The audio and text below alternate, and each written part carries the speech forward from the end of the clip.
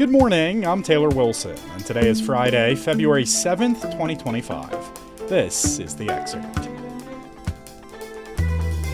Today, a judge has paused the deadline for a federal employee buyout offer, plus we have the latest on a missing plane in Alaska, and what a proposal over no taxes on tipping might look like. A federal judge yesterday paused the Trump administration's deadline for more than 2 million federal employees to decide by the end of the day whether to resign or stay in their jobs in order to allow time for labor unions to challenge the plan's legality. The move sets up a hearing for Monday.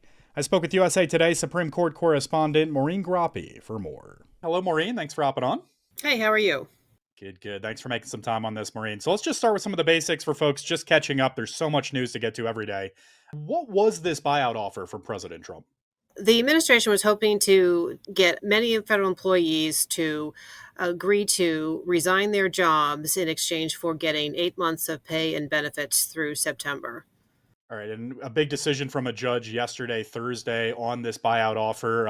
What did the judge decide? Well, the judge didn't decide much other than to put a pause on the deadline. The Trump administration had originally given employees until midnight on Thursday to take the offer.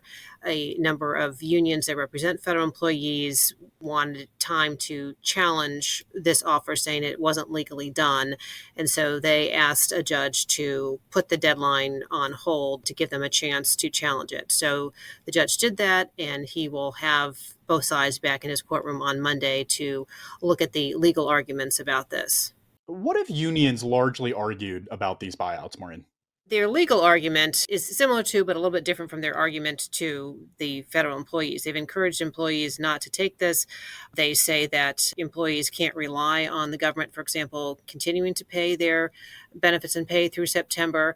And that ties into the legal argument. The federal government right now is only has authorization money from Congress through March. And so we don't know what money Congress is going to approve for the federal agencies beyond that. And so the legal argument is that the government doesn't have the authority to promise the pay and benefits to these employees who are no longer employees of the government because they don't know if the money will be there. Did we get any response from the White House, from this administration after the judge's hold?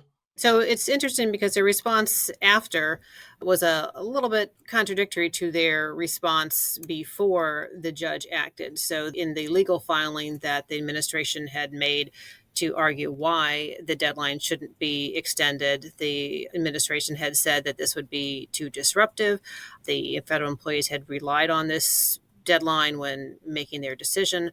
But then when the judge said, okay, we're going to pause this and come back on Monday, then the White House press secretary said that the administration was grateful for the extension so that more federal workers, she said, can take this very generous once-in-a-lifetime offer, as she described it.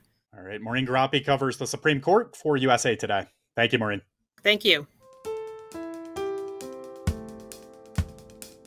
President Trump yesterday signed an executive order creating a Justice Department task force to eradicate what he called anti-Christian bias within the federal government.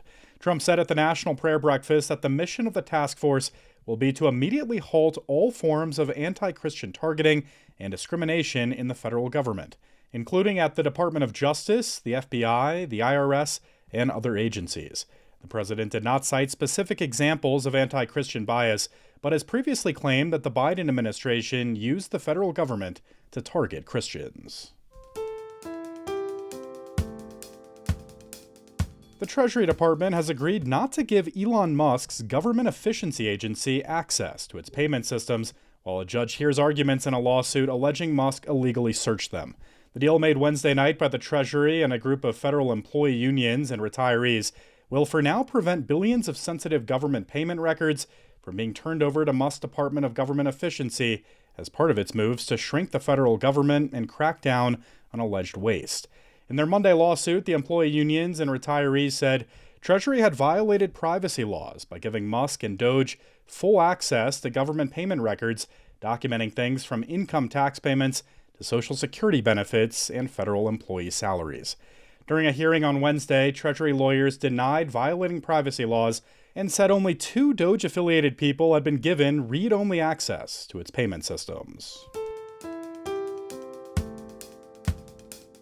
A small turboprop Cessna Caravan carrying 9 passengers and a pilot was reported missing yesterday afternoon in Alaska. The plane was reportedly flying from the Alaskan town of Unalakleet to Nome on Alaska's west coast, according to the state's Department of Public Safety. Before the plane was reported missing, the Nome Volunteer Fire Department said the pilot had told Anchorage Air Traffic Control that he intended to enter a holding pattern while waiting for the runway to be cleared. You can stick with usatoday.com for more on this developing story. At a rally last month, President Donald Trump reiterated his pledge to end taxes on tips. But while many who stand to benefit support such a proposal, some experts say there are complications. I spoke with USA Today Money reporter Bailey Schultz for more. Hello, Bailey. Thanks for hopping on today. Hi, thank you for having me. So, Bailey, what is this proposal that we've heard from Trump and others as it pertains to taxes and tips? So that title is kind of what we know at this point, where there is this idea to end taxes on tips.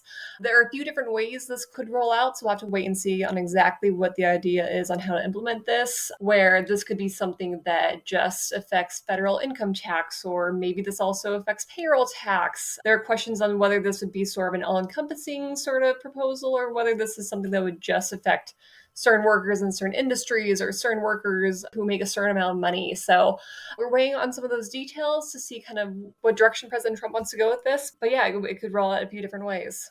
Okay, so who's on board here, Bailey, and what's their argument?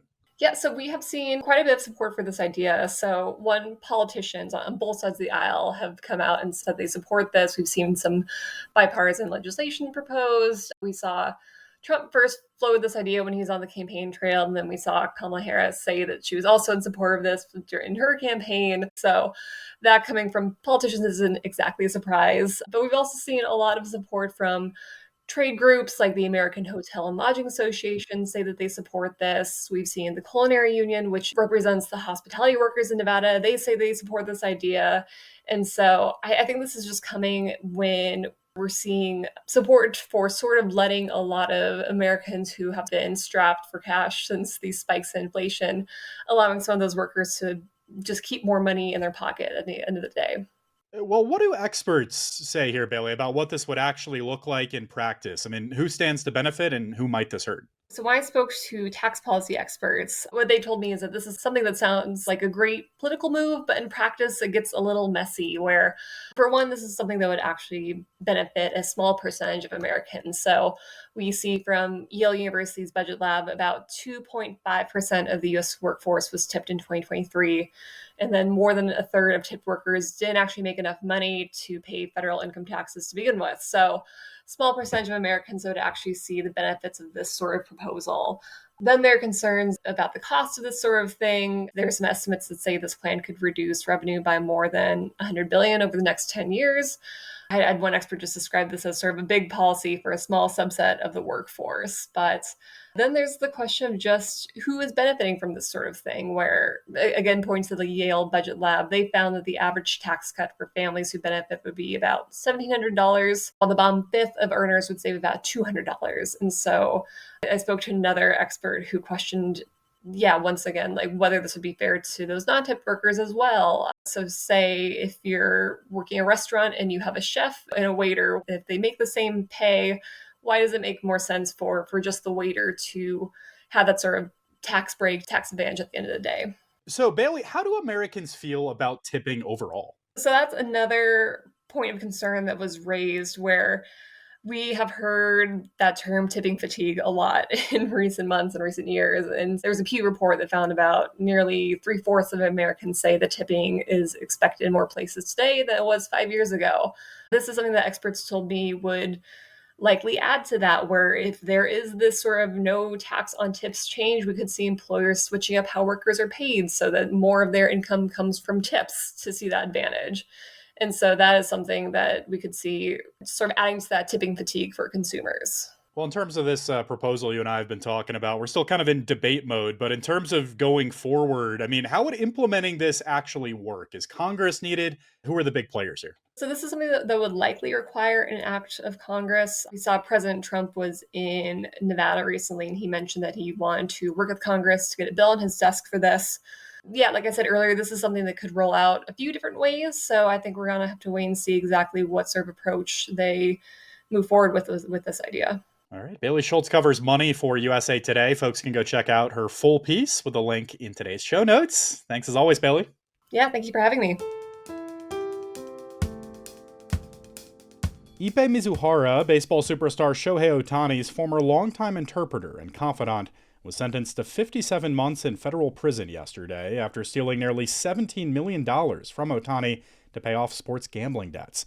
Mizuhara utilized his proximity to Ohtani's personal information and his role tending to many of his off-field affairs to take funds from accounts and, as prosecutors alleged, impersonate Ohtani in bank communications. The court also ordered Mizuhara to pay Ohtani $17 million in restitution, the applicable amount listed when Mizuhara struck a plea deal with prosecutors, and a fine of more than $1 million to the Internal Revenue Service. Revelations of Mizuhara stealing from Ohtani emerged last year during a federal investigation into a California bookmaker. Thanks for listening to The Excerpt. We're produced by Shannon Ray Green and Kaylee Monahan, and our executive producer is Laura Beatty. You can get the podcast wherever you get your audio, and if you're on a smart speaker, just ask for The Excerpt. I'm Taylor Wilson, and I'll be back tomorrow with more of The Excerpt from USA Today.